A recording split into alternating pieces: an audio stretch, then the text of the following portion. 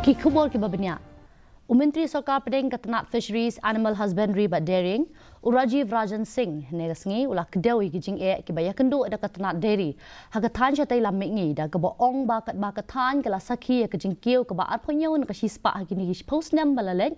kadang duna ban kenjo ya ke jinglong jingman hagari ne ke national average haba a jingkren ke Jingïalang livestock conclave ba arsngi halor kapang Holistic Development of Livestock Sector in Northeast India, ha Hotel Marriott Police Bazaar Shillong, ula Kdew e ka Jingeh benta jang pala iway .1 million ngut ki brio ha ka karkhana dairy, but khot man we na benta ban kentio e ka Tnad dairy ki kam risia but risniang ha kani Jingïalang le shimenta lang ru do Myntri khna ka Tnad Fisheries, Animal Husbandry but Dairying ujudge Korean Myntri ka Tnad CNRD ka jalao 80 mandal Halor nalor kiway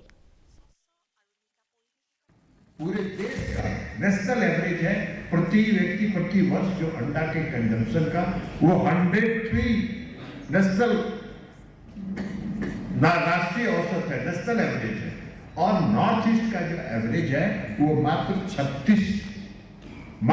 36 अंडे प्रति वर्ष प्रति व्यक्ति का यहाँ उत्पादन है। हमको आज अंडे की खपत के लिए यहाँ की जो आवश्यकता है उसको पूरा करने के लिए दूसरे राज्यों से हमको आयात करके नॉर्थ ईस्ट में अंडा लाना है। अगर पोल्ट्री सेक्टर को हम बढ़ाएंगे तो नॉर्थ ईस्ट पूरे एग प्रोडक्शन के मामले में सेल्फ सफिशिएंट होगा, आत्मनिर्भर बनेगा, इसमें जरूरत है।